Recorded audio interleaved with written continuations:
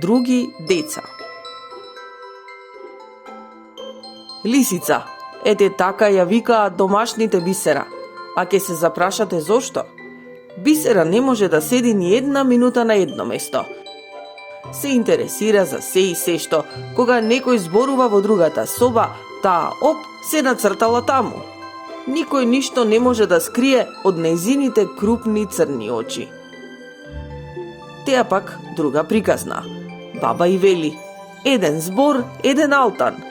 Умна е, но ете сака да седи во аголот од собата и да си игра со куклите. Од време на време ќе фрли некој поглед на кај возрастните. Бисера и Теа се различни како црно и бело, како ден и ноќ. Што мислите, драги мои дечиња? Иако различни, би можеле ли да бидат другарки?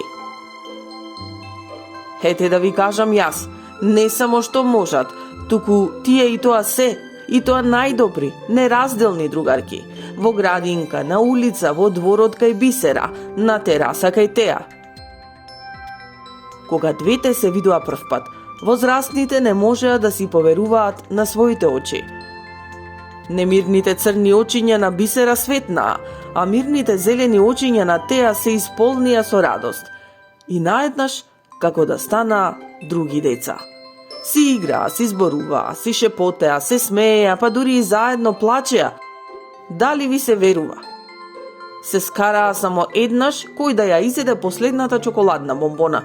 И на крајот дојде Бојан, брати на Бисера, и тој си ја лапна, а двете го гледаа со солзи во очите. Двете девојчиња од тогаш си ветија дека повеќе нема да се караат и дека се ќе си делат и заедно ќе се сладат.